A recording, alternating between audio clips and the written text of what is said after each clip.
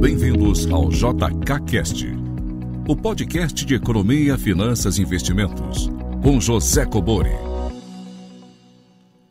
Sejam todos muito bem-vindos a mais um episódio do JKCast.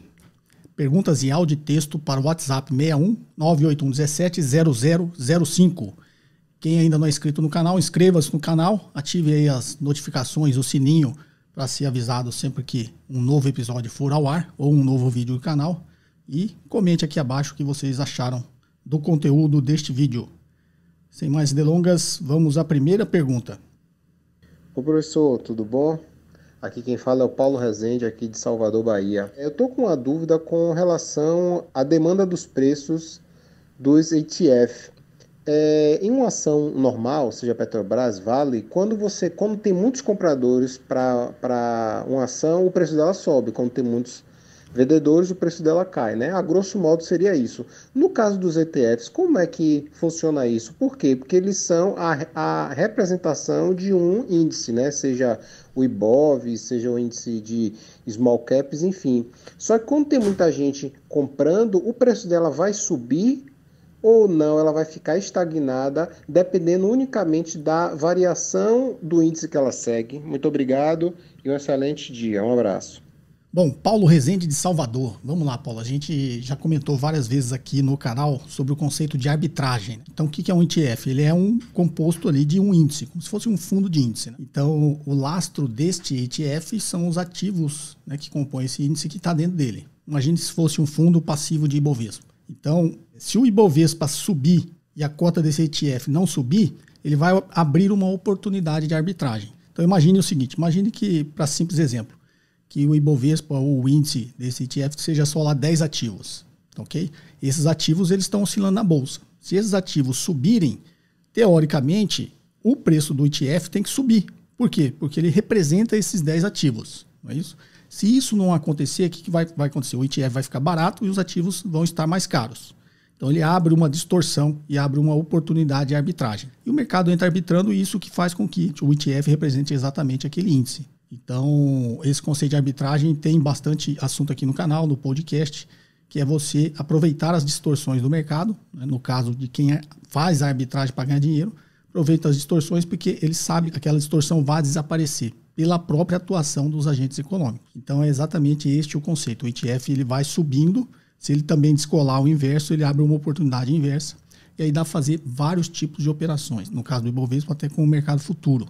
E aí são conceitos também um pouco mais complexos, mas tem um vídeo no canal também sobre o mercado futuro, como que é precificado os ativos no mercado futuro, que é exatamente o mesmo conceito de arbitragem. O preço à vista é igual, o preço futuro é igual ao preço à vista mais a taxa de juros do período. Porque se não for, ele vai abrir uma oportunidade de arbitragem, as pessoas vão comprar futuro, vender a presente, comprar futuro, comprar presente, vender a futuro, eles vão começar a arbitrar com base nessa taxa que tem que ser precificada, tá? Esse vídeo do Mercado Futuro, ele explica exatamente, inclusive que eu dou exemplo em números, só você procurar aí no canal, Mercado Futuro, vai aparecer esse vídeo, você vai ver que ele é bem didático, explica exatamente esse conceito. Tá ok, Paulo? Espero ter te ajudado. Vamos à próxima? Olá, professor José Cobori, aqui é o André de São Paulo, capital. A minha dúvida é a seguinte, eu estava olhando o demonstrativo do fluxo de caixa e eu notei que tem um item, variações nos ativos e passivos. A minha dúvida é o seguinte, essas variações nos ativos e passivos é a mesma coisa que variação no capital de giro? Obrigado. Bem, vamos lá, André de São Paulo, capital. O que o André está dizendo é o seguinte, das demonstrações financeiras tem uma que chama demonstrações do fluxo de caixa. Então, nessas demonstrações do fluxo de caixa tem fluxo de caixa operacional, fluxo de caixa de investimento e fluxo de caixa de financiamento. Então, essa parte de você olhar a variação do ativo e do passivo é quando você está montando o fluxo de caixa operacional. Porque você, como é um fluxo de caixa, você está olhando o caixa, você tem que ver o caixa inicial e o caixa final. Então, você vai ver nas contas do ativo essa variação, né? O que variou ali das contas do ativo circulante. Você vai ver lá, então, porque o ativo permanente ele já está ligado às atividades de investimento. E o passivo e o patrimônio líquido estão ligados às atividades de financiamento. Então, como eu sempre falo, né, o passivo todo ali, capital terceiro, capital próprio, é financiamento, é como a empresa se financia, né? Ou capital de acionista ou capital de terceiros, que é dívida. Ok? E no ativo, ali no ativo permanente, é investimento. Então, comprou uma máquina, é investimento. Comprou um prédio que vai funcionar a empresa, é investimento.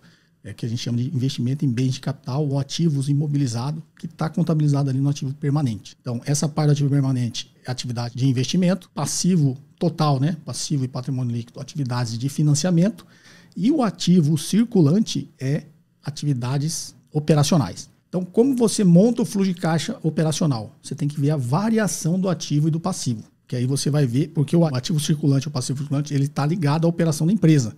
Então, talvez você faça essa confusão, porque quando você vai achar a necessidade de capital de giro, você está vendo exatamente, se eu for simplificar, né, 2 contas do ativo, que é contas a receber estoques, e 2 do passivo, que é contas a pagar e salários. Ou seja, essa defasagem, que a gente faz a conta, o ACO menos PCO, você vai achar a sua necessidade de capital de giro. Por quê? Porque o que está no ativo é um investimento. Você investiu ali em estoque, você investiu em crédito para dar para o seu cliente, né? E o que está no passivo é o seu fornecedor que te deu prazo para você comprar. O salário que, na realidade, você tem por que ele é uma dívida da empresa? Porque você contrata o seu funcionário e só vai pagar ele daqui 30 dias. Então, é como se o funcionário estivesse financiando a empresa por 30 dias, tá? Então, ele está lá no passivo. Então, esse descasamento entre essas 4 contas, né? São mais contas, tá? É ativo circulante operacional. Estou simplificando o entendimento. Então, quando você faz essa conta do ativo circulante operacional e passivo circulante operacional, você vai achar exatamente o que você precisa investir em capital de giro. Então, talvez você esteja fazendo essa confusão. Mas quando você fala variações no ativo e no passivo, é porque você precisa achar essas variações no ativo e no passivo para montar o fluxo de caixa operacional. Tá? Esse é o conceito. Talvez você tenha visto nas demonstrações de fluxo de caixa, você vai achar as variações no ativo e no passivo. Você acha que isso está ligado ao capital de giro. Não, isso está ligado a como você monta o fluxo de caixa operacional. Tá ok? Espero ter te ajudado. Forte abraço. Vamos à próxima? Olá, professor. Meu nome é Milton, eu falo de Goiânia. A minha dúvida é a respeito do custo de capital próprio. Por exemplo, numa situação que uma empresa fechada possui um único sócio, o custo do capital próprio é exatamente o retorno exigido pelo investidor para aportar nessa empresa. Por que, sob essa ótica, um pequeno investidor de uma empresa de capital aberto não pode utilizar essa premissa no valuation da companhia, ao invés de utilizar o retorno da carteira de mercado? Eu sei que isso se deve ao custo de oportunidade ajustado pelo risco não diversificável lá da companhia. Mas o retorno exigido arbitrariamente pelo investidor não poderia ser uma forma eficaz de se calcular o valor da empresa, ou melhor, de qualquer investimento que esteja disponível a esse investidor? Obrigado pelos ensinamentos de sempre, professor. Bem, vamos lá. Milton, de Goiânia. Milton, a teoria, na realidade, o que é a teoria? São várias observações que você faz da realidade, faz ali os seus testes empíricos e você chega a uma teoria. Na realidade, eu até explico muito esse capital próprio, quando eu dou aula, o custo de capital próprio, a lógica disso aí. E a lógica tem a ver com o que você falou, custo de oportunidade. Por que ele não vai ser arbitrário, Milton? Porque você tem um custo de oportunidade, justamente por isso. Então, você vai investir na empresa A. Aí você fala, vou arbitrar que eu quero um retorno de 10%. Só quando você olha uma empresa com risco similar à empresa A no mercado de capitais, ela está dando um retorno de 20%. Então, não faz sentido você cobrar um retorno de 10% da empresa se uma empresa exatamente similar, com risco similar no mercado de capitais, está entregando 20% de retorno. Você não vai fazer isso. Então, você tem que observar o custo de oportunidade. E o custo de oportunidade no mercado de capitais é o custo de capital próprio. Quando eu estou olhando sob o ponto de vista do acionista. Então, você vai agora investir nessa empresa A. Você fala, ela tem um risco X. Você vai no mercado de ações, na Bolsa de Valores, e vê qual empresa aqui que tem os riscos similares. Aí você vai achar lá uma meia dúzia de empresas. Quanto que essas empresas estão entregando em média de retorno? Está entregando X%. É exatamente essa comparação que você faz que faz com que você cobre o mesmo retorno dessa empresa que está investindo, porque ela tem risco igual. Lembra lá da máxima do risco e retorno? O ativo tem um risco, tem um determinado retorno. Se o outro ativo tem exatamente o mesmo risco, ela tem que entregar o mesmo retorno. Porque senão você abre uma oportunidade do quê? De investir na outra, você não vai investir nessa. Se essa aqui estiver entregando 10, que é o que você queria, você não vai mais investir nela, você vai investir na que está entregando 20. Você vai estar correndo o mesmo risco. Então essa é a lógica. Quando você fala cuja oportunidade, você está assim, citando uma teoria que talvez esteja um pouco abstrata para você. Então raciocina dessa forma simples. Eu encontro o retorno de empresas com riscos similares no mercado de capitais.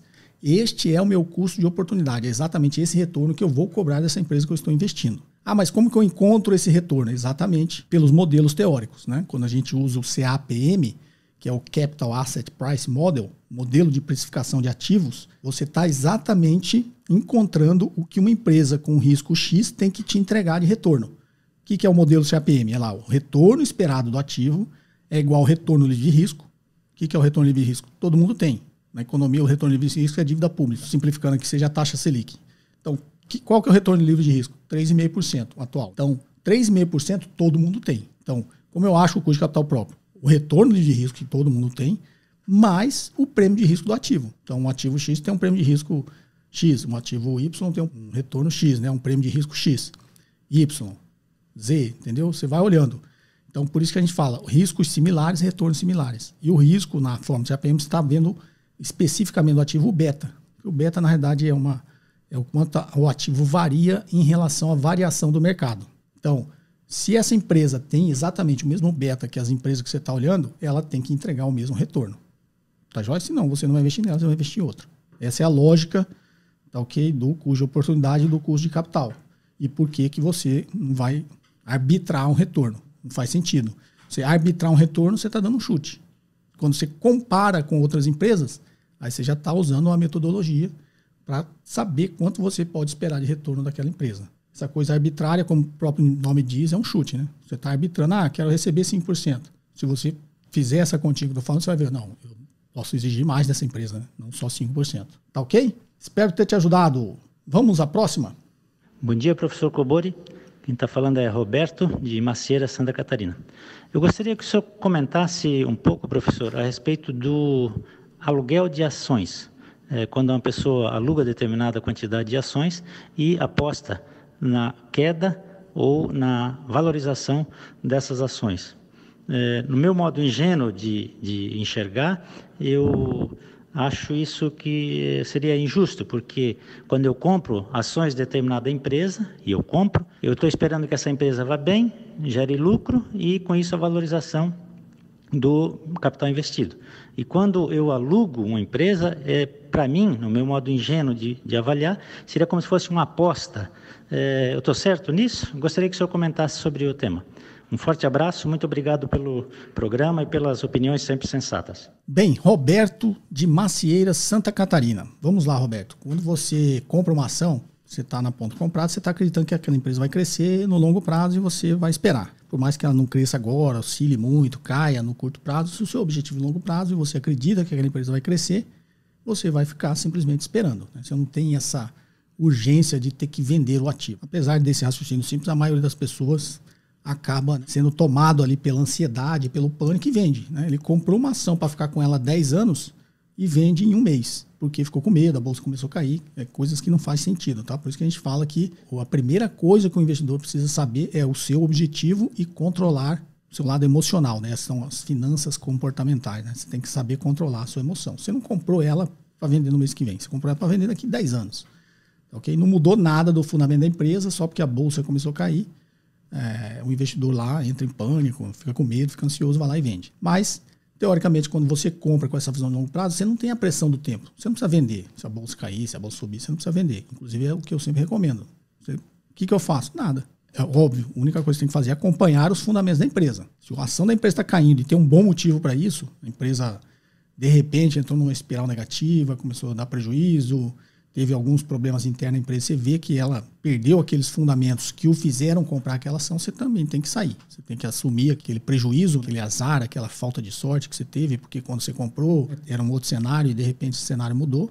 Faz parte do jogo. A gente não acerta 100% dos investimentos. Se acertar 100% era fácil. Mas a gente tem critérios que nos faz errar menos. Quem faz sem critério erra na maioria das vezes. Quem faz com critérios bem fundamentados vai errar, mas vai errar bem menos. Essa é a premissa. E aí você está falando, mas o cara que aluga uma ação para vender, ele está especulando? Está especulando, mas isso é bom para o mercado, tá, Roberto? Deixa eu te explicar por quê. Ele dá liquidez para o mercado. Quando você vai comprar uma ação, você precisa de alguém vendendo. Então essas pessoas que estão ali se alavancando e tomando esse risco, ela está fazendo a sua contraparte. Ela está dando liquidez para o mercado. Então o especulador, ele não você não pode ver também só como uma expressão pejorativa. Porque o especulador é importante para o mercado porque é ele que dá liquidez. A gente brinca que é o especulador que está tomando o risco. Sei lá, um investidor com base em fundamentos, um investidor consciente, de longo prazo, você está tomando uma decisão ali sensata, coerente, de longo prazo, bem embasada, tranquila. Quando você toma essa decisão, vai comprar, você precisa ter liquidez no mercado. E o que dá essa liquidez no mercado são os especuladores, que estão ali comprando e vendendo a todo momento. Agora, por que o cara aluga uma ação e vende? Porque ele acha que ela vai cair. O especulador ele não quer ganhar só quando o mercado está subindo.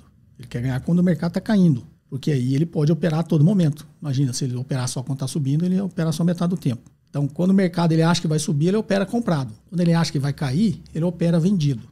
Mas você fala, mas como que o cara vai vender uma coisa que ele não tem? Exatamente fazendo isso. Ele não tem ação para vender. O que ele faz? Aluga a ação e vende. Então, quando ele aluga uma ação, ele passa a deter a ação. Aí ele pode vender. Aí ele vende, porque acha que vai cair, ele vende. Qual que é a estratégia dele? Ele vende, a ação realmente cai, não é isso? Ele vai lá e recompra, ganha essa queda, né? Imagina que ele comprou a 10 e a ação caiu a 8. Ele vendeu a 10, foi lá e comprou a 8. Então fechou a operação, zerou, né, a posição dele. Ganhou 2. Ele vai ter o custo de pagar o aluguel da ação.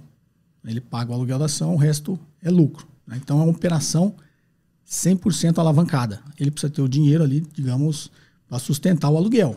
Agora, por que ele não pode fazer a mesma coisa que você? Se deu errado, a ação, em vez de cair, começou a subir, ele não tem a mesma tranquilidade de você que está comprado. Comprei para 10 anos, posso ficar 10 anos esperando. Ele não pode, porque ele alugou uma ação, ele tem custo nessa operação. Então, ele alugou, vendeu, esperando que ia cair, ele ia recomprar. A ação não caiu, a ação subiu. Aí ele fala, bom, vou esperar. Tá, mas ele está pagando o aluguel da ação. Aí subiu um mês, ele continua esperando. Subiu 2 meses, continua esperando e está pagando aluguel. Tá bom? E aí vai chegar um momento que ele, para se livrar desse custo do aluguel, ele vai ter que recomprar. Aí ele tomou o prejuízo. Vendeu a 10, a ação subiu para 12. Recomprou a 12. Então, comprou a 12 e vendeu a 10. Aí ele perdeu 2 mais o aluguel que ele tem que pagar. Tá? Então, ele está tomando um risco muito maior quando ele opera vendido. Mas existem essas possibilidades. Muita gente faz essa operação no mercado. São operações muito mais arriscadas, que eu nunca recomendei para ninguém. As pessoas fazem sem saber o risco. A grande maioria faz sem saber o risco. Porque a grande maioria das pessoas que estão operando isso são novos no mercado. E a gente, quando é novo em algumas coisas, a gente acredita que sabe tudo, que a gente já domina o assunto. Infelizmente, nos últimos 3 anos, quase que triplicou o número de pessoas físicas na Bolsa. Então, essas pessoas, 2/3 da Bolsa, são pessoas novas, né, se a gente for fazer um raciocínio. E essas pessoas, infelizmente, quando a pessoa entra no mercado de ações, ela acha que ela descobriu a fórmula mágica. Ela descobriu o caminho das pedras. O mercado tem 500 anos, mas ele acha que foi ele agora que fez um curso de uma semana e descobriu como ganhar dinheiro. E aí ele vai lá e entra e começa a fazer isso sem a menor noção do risco que está correndo. Por isso que eu sempre recomendo, principalmente vocês que seguem aqui o canal, vamos fazer as coisas de forma correta, entender o mercado. Não adianta a pessoa achar que ela é mais esperta que a outra. Imagina, o mercado tem 500 anos. Aí o cara entrou agora e ele realmente acha que ele vai bater o mercado. E o mercado é tão sacana que ele deixa o cara ganhar no início. Aí o cara ganha no início, aí aquilo reforça aquela crença dele. Fala, opa, realmente eu descobri aqui o caminho das pedras. É igual o traficante, né? Vai te dando um pouquinho de droga, quando você está viciado, você está na mão dele. Mesma coisa o mercado.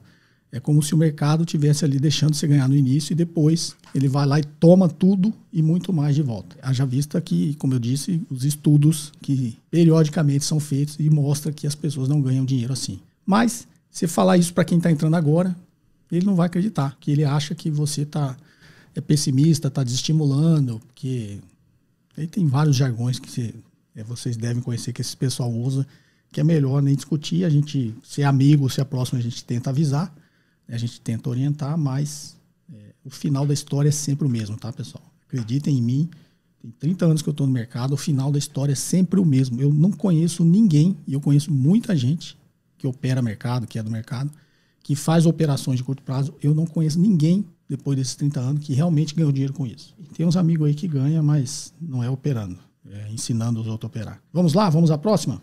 Olá, professor. Boa tarde. Primeiramente, queria parabenizar aí pelo seu programa, né? Acho que está sendo um programa muito bom, assim, financeiramente falando, né? Vale muito a pena. Eu sou de Viçosa, Minas Gerais, né? Meu nome é André. A minha pergunta é o seguinte, os presidenciáveis Ciro e Lula, eles estão afirmando que eles querem reestatizar os ativos que a Petrobras está vendendo, né? Caso eles sejam eleitos. Aí minha pergunta é o seguinte, né? Como é que funciona exatamente esse processo de reestatização? E vamos imaginar que as empresas que compraram esses ativos não desejem vender eles. elas podem ser forçadas a fazer isso de alguma forma? Como é que funciona isso? E também tem algumas pessoas criticando essas vendas, falando que elas estão sendo feitas por um valor muito abaixo de mercado, né? Você concorda com essa opinião? Bom, então era isso. Muito obrigado e boa tarde. André de Viçosa, vamos lá. André, como eu sempre digo, sempre tem esse assunto polêmico. Existe por trás disso uma crença em uma ideologia econômica. O que eu diria para você é que a gente, ao longo da história, a gente tem que estudar a história para ver realmente o que acontece. Inclusive, eu fui, durante muito tempo, defensor de algumas teses que hoje eu não sou mais. Ah, por quê? Você virou a casaca? Não, porque eu continuo acompanhando os fatos, continuo lendo, né? A gente tem que continuar evoluindo. Como diz o Raul Seixas, você tem que ser uma metamorfose ambulante, né? Do que ter aquela velha opinião formada sobre tudo, diria o nosso saudável Raul Seixas. Então vamos lá. Agora com esse momento musical e cultural, vamos voltar aqui ao assunto polêmico. A grande onda de privatizações, ele se deu muito na década de 80 e 90. E isso foi puxado assim por um movimento mundial da Inglaterra e dos Estados Unidos, né, com Ronald Reagan dos Estados Unidos e a Margaret Thatcher na Inglaterra. E inclusive sempre fui um grande admirador dos dois, tá? Então naquela época que veio essa onda muito forte do liberalismo, né, a lá Milton Friedman, os países, as grandes potências começaram a fazer isso. E aí o que aconteceu? Nessa década de 80 e 90 teve uma grande onda de privatizações. O que eu diria é que o Brasil ele sempre está um pouquinho atrasado, né? Porque essa onda passou e, na realidade, a onda agora é inversa. Fizeram um estudo, acho que do ano 2000 até 2019, mais fortemente, acho que foi de 2010 a 2019. Se a gente atualizar até agora, depois da pandemia até 2021, tiveram quase 1.000 empresas reestatizadas no mundo todo. E aí, para quem sempre acha que isso é um movimento anticapitalista, não. A grande onda de reestatizações foi nos Estados Unidos, na Alemanha, na Inglaterra, na França. Tá? Para você ter uma ideia, o metrô de Londres ele foi reestatizado. Ele tinha sido privatizado, foi reestatizado. A única parte lá que é privada já está sofrendo um grande ataque ali para ser reestatizado, porque o serviço não é bom e a média cobrando das passagens nessa parte é muito mais caro do que no resto da Europa, né? Quando estou falando de Inglaterra. A grande maioria das empresas que estão sendo dessa onda de quase 1.000 reestatizações está muito ligada ao que eu sempre chamo, né, de utilities, água, luz, energia. A energia, quando eu falo, inclusive petróleo, esse tipo de coisa. Então está havendo uma grande onda de reestatização no mundo todo, liderado pelos principais países capitalistas. E aí tem muito a ver com o que eu sempre falo aqui, sobre o investimento de longo prazo. Vocês devem saber que aqui no Brasil teve várias concessões públicas dos aeroportos. Muitos deles foram devolvidos para o poder público. As empresas não deram certo, não tiveram capacidade de investimento, não estava dando o retorno que queria, eles devolveram. Eles simplesmente desistiram do negócio, toma de volta que eu não quero. Por quê? Como eu sempre falei, investimento em infraestrutura tem um retorno de muito longo prazo. E pelo simples fato de que o retorno é de muito longo prazo, o custo de oportunidade é muito alto. Imagina você tem 10 bilhões para investir. Você vai investir num negócio que vai dar retorno daqui 30, 40 anos. Se você tem a oportunidade de investir num negócio que vai dar retorno em 10 anos, você não vai fazer isso. Então, várias empresas nessa área específica que eu citei aqui como exemplo dos aeroportos, eles devolveram, né, concessão para, inclusive nos grandes aeroportos, tá? Devolveram a concessão para o poder público. Por quê? Porque exige investimento constante, ou seja, o que a gente chama, são projetos com necessidade intensiva de capital e que nem sempre dá o retorno que você esperava, e aí você não tem capacidade de continuar investindo para esperar esse retorno aparecer. Tá? São investimentos de muito longo prazo. Então, várias privatizações dessa década de 80 e 90 foi feito com companhias de saneamento, companhias de energia elétrica, companhias de energia de outras matrizes, transporte, e foram reestatizados, né, nos Estados Unidos, na Inglaterra, na Alemanha, na França. Por quê? Porque o serviço ficou muito ruim e o preço ficou muito alto. Então a gente não pode ser cego de achar que a iniciativa privada é melhor em tudo. Não é. É uma ilusão isso aí de quem vende isso aí. Aí ó que eu fui liberal, radical durante um tempo também. Eu gosto muito das teses liberais, né? Mas, como eu disse, não tenho a minha velha opinião formada sobre tudo. Eu vou evoluindo e hoje você vê vários ícones da economia mundial que também mudaram de opinião. Eu sou um reles desconhecido, mas tem muita gente aí, medalhões aí, que são referência no mundo da academia, dos economistas, que mudaram fortemente de opinião e saíram, inclusive, atirando fortemente contra aquilo que eles sempre acreditavam. Então, a reestatização está acontecendo. A gente está nessa onda de reestatização. Eu não sei porque o Brasil está atrasado. Quando o mundo privatizou, o Brasil não privatizou. E agora que o mundo está reestatizando, o Brasil quer privatizar. Então, a gente acha que está meio um pouquinho atrasado na história, no curso da história. E aí os estados, com a pressão da sociedade, começou a reestatizar, né? Então, transporte público ruim, caro, companhia de saneamento ruim, cara, serviços ruins, caro, atendimento péssimo, todas essa parte de utilities com a mesma característica. E aí eu já estou meio que justificando que eu sei por que isso acontece, né? Porque você tem uma companhia de saneamento, você precisa investir. Você tem uma companhia de transporte, você detém lá, sei lá, como em Londres, o direito ali, agora o transporte do metrô lá é seu. Imagina o volume de investimento que você tem que ter para manter a qualidade do serviço. E aí você é o pior dos mundos, né? Você não tem esse capital intensivo para continuar investindo, para pelo menos manter a qualidade do serviço. E você tem que aumentar o preço desse serviço, porque senão você não vai ter retorno. Então, na cabeça de uma empresa privada, e eu não estou falando isso como crítico, porque eu tenho empresas e você como empresário pensa assim, você quer ter lucro. Você não pegou um negócio para não ter lucro. Então, na cabeça da iniciativa privada, o negócio tem que dar lucro. Então, ele acaba meio que sacrificando a qualidade do serviço e aumentando os seus preços. Quando eu ensino planejamento estratégico de empresa, você vê que essa lógica está em tudo. Aquele famoso modelo das 5 forças está em tudo. O que você quer? Maximizar o seu lucro sempre. E aí, esse serviço de infraestrutura de utilities é o que a gente chama de monopólio natural. Uma empresa de companhia de água e esgotos, de saneamento, ela tem um monopólio natural. Ok? Não vai ter concorrente. Digamos, você agora no Brasil está privatizando aí a SEDAI, né, lá no Rio de Janeiro. Então imagina a companhia lá no Rio de Janeiro. Ela já tem encanamento, água, esgoto, água tratada, esgoto passado na cidade toda. Não vai surgir uma empresa agora e falar, vou concorrer com ele. Não existe isso, não tem capacidade para isso. Imagina, você ter que sair cortando a cidade, passando a sua tubulação para entregar água para todo mundo, para receber aquela conta de água no final do mês. A conta não fecha. É um investimento que você vai fazer e vai ter o retorno daqui a 50 anos. Ninguém vai querer fazer. Então, companhias, geralmente, de utilities, elas têm um monopólio natural. Sempre vai ser uma empresa só. Não vai ter uma concorrente da sua empresa de saneamento da sua cidade. E aí, como é uma necessidade básica, o Estado sempre deteve isso.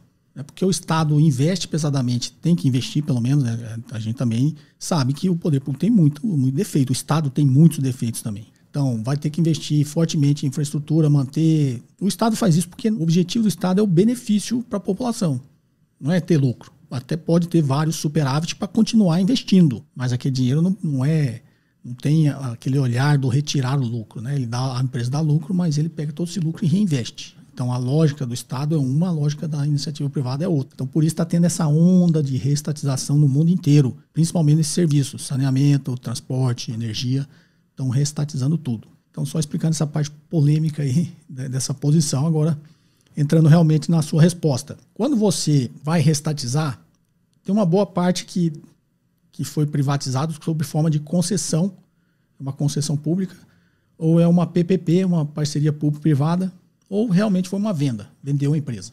Então a concessão, tem muitas dessas reestatizações que simplesmente ele foi antecipado o fim dessa concessão. E muitas vezes em consenso com a empresa, tá? A empresa às vezes está até torcendo para isso. Como eu falei no caso aqui do Brasil, a empresa nem esperou. Ela mesma foi lá e falou, eu quero acabar com isso, quero devolver para você. Então no caso da concessão é isso, simplesmente antecipa o fim da concessão. No caso das PPPs, das parcerias público-privadas, também cancela o contrato. Falou, agora eu não quero mais você como parceiro, eu vou assumir isso tudo de novo. Tá? E no caso da venda, ele recompra. Ele vai lá e recompra a empresa. Aí você fala, mas se o cara não quiser vender? Eu acho assim, na prática, meio difícil não querer vender. Primeiro, o Estado vai ter que oferecer um valor de mercado. E aí vai entrar nessa discussão o que seria o valor de mercado da empresa. Pelo menos o valor patrimonial. Vai ter que recomprar a empresa pelo menos pelo valor patrimonial. Mas quando ela foi privatizada, a empresa comprou ela com todos os ativos. Aí vai ter que fazer uma continha de chegada. O que realmente foram os ativos que a empresa investiu? Se quando ela privatizou, ela comprou realmente aqueles ativos do Estado pelo valor que ele valia, entra nessa sua dúvida de realmente a gente está vendendo barato ou está vendendo caro. Então, quando foi privatizado, não sei, foi feito pelo valor justo? Pode pegar essa privatização da época que foi feita e ver quanto pagou, reajustar aquele valor e comprar de volta. Ah, mas aí a empresa não vai querer. Se a empresa estiver prestando um serviço ruim com preço alto, ela vai se sentir pressionada a fazer isso. Do contrário, todas essas coisas de utilities têm uma agência reguladora. Não é isso? Não tem agência reguladora de águas, tem a Agência Reguladora de Energia, tem a ANEEL, que é da parte de energia, tem a de saneamento, tem a parte de telefonia, tem a parte de transporte, né? Agência Nacional de Transporte. Então, as agências reguladoras, elas podem colocar metas para essa empresa. Na realidade, é o papel dela, né? Muitas às vezes não colocam, porque a gente sabe que tem todo esse bastidor político de quem indica, né, os comandantes das agências. Às vezes tem um corpo mole e tal, mas se o Estado quiser, ele vai lá e fala, tá, você não vai vender? Então agora você tem essas e essas metas a cumprir. Tá? Seu serviço está ruim, vai ter que elevar a qualidade do serviço. Seu preço está fora do padrão de mercado, vai ter que baixar o preço. E pode exigir via agência reguladora um monte de critérios que a empresa vai se tornar inviável economicamente para a empresa, e a empresa vai em algum momento se sentir pressionada a vender a empresa. Mas não entra nessa briga, não chega nesse ponto que você falou, a empresa quer vender por 50 bilhões e o Estado quer comprar por 20. Vai ter, de repente, a primeira oferta, mas depois vão chegar num acordo, tá? Se o Estado quiser reestatizar de volta, ele reestatiza. E nem sempre com o uso da força, né? O mundo todo fez quase essas 1000 reestatizações sem o poder coercitivo do Estado, tá? Foi realmente negociado e as empresas, na grande maioria, realmente sabiam que não era um bom negócio. Para ser um bom negócio, para ter lucro, eles tinham que aumentar o preço e diminuir a qualidade. E isso não é viável no longo prazo. Tá ok? Espero ter te ajudado. Um forte abraço. Vamos lá agora, perguntas em texto. Professor Cobori, primeiramente, muito obrigado por todos os ensinamentos que o senhor me proporciona. Minha pergunta é, qual o impacto que causa na nossa economia os pagamentos pelo Tesouro dos juros da dívida pública, visto que são cerca de 250 bilhões por ano, e se há algo que possa ser feito para diminuir esse valor absurdo? Obrigado. Zilza Cândida, Marília, São Paulo. Bom, Zilza, vamos lá. Realmente, o volume aí de pagamento de juros, ele é ruim para a economia, né? É um dinheiro que podia estar sendo feito em investimentos, né? Investimentos públicos aí necessários, em tecnologia, infraestrutura, em pesquisa e desenvolvimento. O Brasil realmente virar uma economia um pouco mais avançada, desenvolvida e competitiva com o resto do mundo. Então, esse dinheiro, teoricamente, é jogado fora. Agora, por que a gente paga esses juros altos? Porque a gente teve um bom tempo de descontrole econômico, falta de credibilidade, e a nossa taxa de juros teve que ser alta. Então, qual que é a solução disso? A gente ter uma economia que tenha credibilidade, manter essa economia com credibilidade, que com base nisso a gente tem condições de pagar juros bem menores. Então, qual que é a saída disso? É pagar juros menores. Agora, como você disse, eu sempre falo aqui, né? O Japão tem 200% de relação dívida PIB, só que a taxa de juros dele é zero. Não tem custo nessa dívida. Então, falar, por que o Japão tem 200% de dívida PIB e o Brasil tem menos de 100%? Qual que é o problema? Tá, a gente tem menos de 100%, mas tem custo a nossa dívida. Os países desenvolvidos, Europa, Estados Unidos, Japão, a taxa de juros, se não é zero, é muito próxima de zero. Então, um custo baixíssimo. A gente pode ter mais dívida? Pode, desde que a gente tenha um custo baixo. Né? Imagine, se a nossa taxa de juros fosse igual ao Japão, zero, toda essa dívida, a gente não ia ter essa despesa com juros. Então, a solução não é fácil, né? É um pouco mais de médio e longo prazo. Você tem que fazer a sua economia crescer, ser uma economia mais dinâmica, ser uma economia mais competitiva, e ser uma economia principalmente com muito mais credibilidade. Tá? Os investidores não podem atribuir um risco muito grande para nós, porque, na realidade, a remuneração em juros está atrelada ao risco que o país tem. Então, se é um país instável politicamente, economicamente, ele sempre vai ter um risco muito maior e o investidor sempre vai exigir um retorno muito maior para emprestar dinheiro para o Estado. Essa não é uma resposta fácil, tá, Zilza? Mas é nessa linha aí, se eu fosse simplificar. Espero ter te ajudado, Zilza. Forte abraço e obrigado pela participação. Você é de Marília, né? Marília, São Paulo. Tem bastante parente aí da minha família aí em Marília, né? Nossa família originária ali do interior aí, próximo de você, de Adamantina, São Paulo. Mas já se espalhou, tem muita gente na capital, tem muita gente aí em Marília. Acho que eu e um primo meu estamos isolados em Brasília, né? Mas é uma cidade muito agradável. Já fui aí algumas vezes. Vamos à próxima?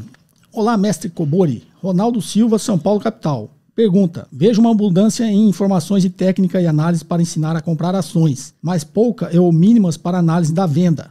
Parece até elementar encontrar o preço-alvo e sair da posição.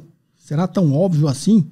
Confesso que na comparação da compra e a venda, a maior dificuldade do momento certo de sair do ativo. Peço sua luz para esta minha escura ignorância. Que isso, Ronaldo? Acho que você sempre participa aqui e não tem ignorância nenhuma. Bem, Ronaldo Silva, de São Paulo, capital. Vamos lá, Ronaldo. Na verdade, o momento, eu sempre falo, né? Qual que é o momento de comprar, a gente sabe. Qual é o momento de vender? Você vai vender quando a empresa perdeu os fundamentos que te levou a comprar. Né? Você comprou achando que era uma empresa promissora, tinha bons fundamentos, que ela ia crescer, ia ser mais competitiva do que a concorrência, ia ter bons produtos, ia ter bons preços, boa qualidade, ia vender mais, né? Então você comprou com esses fundamentos. Aí de repente a empresa começa a perder os fundamentos.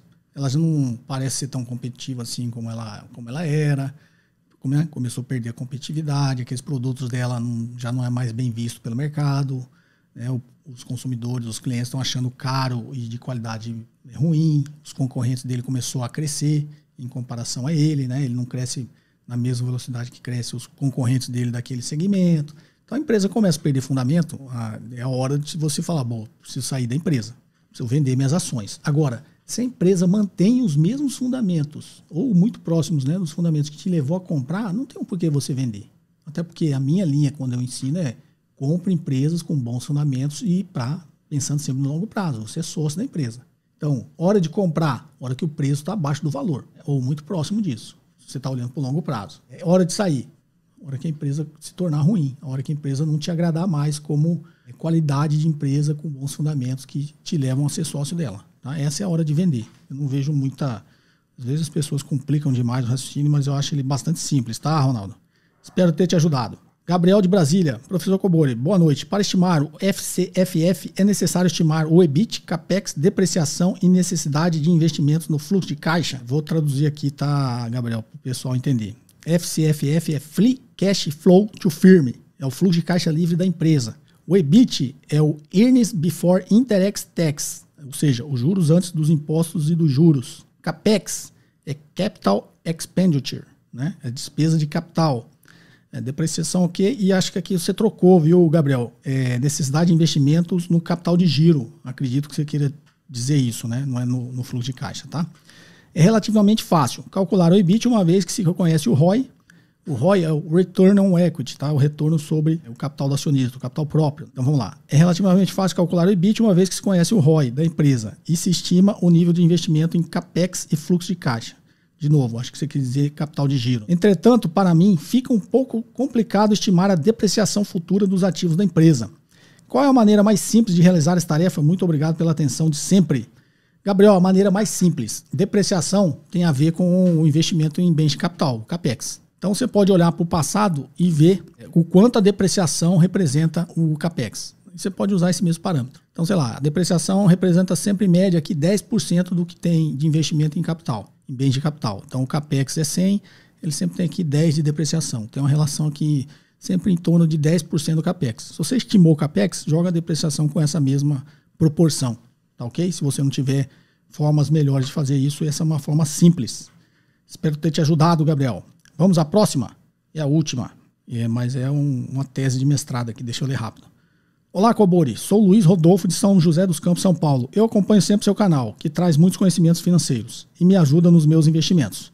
Quanto ao tipo de tributação que privilegia os mais ricos tributando o consumo, privilegia os mais ricos tributando o consumo.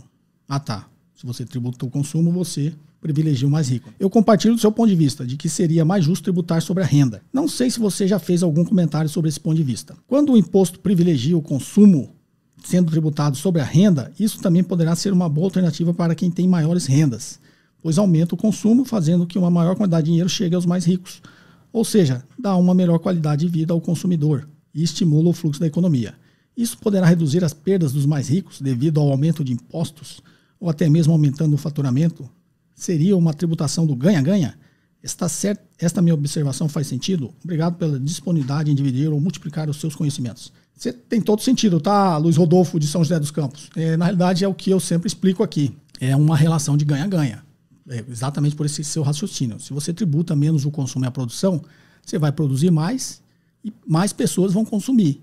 Ou seja, a economia vai produzir mais, vai ter mais consumo, vai ter mais renda e a economia vai crescer mais. Quando a economia cresce mais, os empresários, os donos de empresa, vão vender mais. Então, se ele vai vender mais, ele vai ter um faturamento maior. Então, apesar dele estar sendo tributado ali na sua renda, nos seus dividendos, digamos que ele pagava 20%, agora ele vai pagar 30%. Tá, só que ele pagava 20 sobre 100. Ele conseguiu crescer e está ganhando agora 200. Agora ele vai pagar 30 sobre 200. Ele está ganhando muito mais. Essa é a lógica, tá, Luiz Rodolfo? Essa é a lógica de quem acredita nesse ponto. Aí vou aproveitar a sua pergunta para fazer uma ponderação aqui. Tem muita gente que fala, se você começar a tributar os mais ricos, as fortunas, o patrimônio, a renda, esses caras vão embora do Brasil, né? Você acha que alguém vai embora do Brasil? Os países mais ricos fazem isso. cara vai sair daqui e vai para onde? Ele vai para os Estados Unidos tributa mais a renda e o patrimônio. Vai para o Japão? Também. Vai para a Europa? Todos os países fazem isso. Então ele vai fugir para onde? Então não faz sentido o nego ficar falando isso aí. E outra, vou tributar o dividendo, o cara vai fazer o quê? Vai fechar a empresa dele, vai abrir outro país? Isso não vai acontecer. E quando realmente estiver rodando esse negócio, vai acontecer exatamente a ponderação que você fez. O cara vai pagar um pouco mais de imposto, mas agora sobre uma renda muito maior. É melhor pagar 30% de 200 do que pagar 20% de 100. Esse é o raciocínio e você está correto, Luiz Rodolfo. Espero ter te ajudado aí com esse raciocínio simples. Pessoal, esse episódio vai ficando por aqui. Eu agradeço a participação de todos, tá? Teve bastante pergunta que não tem nome, não tem localização. Muitas perguntas em texto, né? Sem identificação. E muitas perguntas longas demais, tá, pessoal? Então, ficar atento a isso, né? Perguntas de áudio e texto entre 40 segundos e 1 minuto. Você está em texto, você lê, vê se dá esse prazo aí, né? 40 segundos a 1 minuto. Se identificando no local que você é, em locais mais silenciosos, tá? Com menos barulho possível. Tá joia? Então, o episódio de hoje fica por aqui. Espero que vocês tenham gostado. Perguntas em áudio e texto para o WhatsApp 61981170005. Inscrevam-se no canal, ativem as notificações e façam os seus comentários aqui abaixo, porque eu leio todos, tá? Leio mesmo. Então é isso. Até o próximo episódio. Um forte abraço. Você ouviu mais um episódio de JK Cast, o podcast de economia, finanças e investimentos com José Cobori.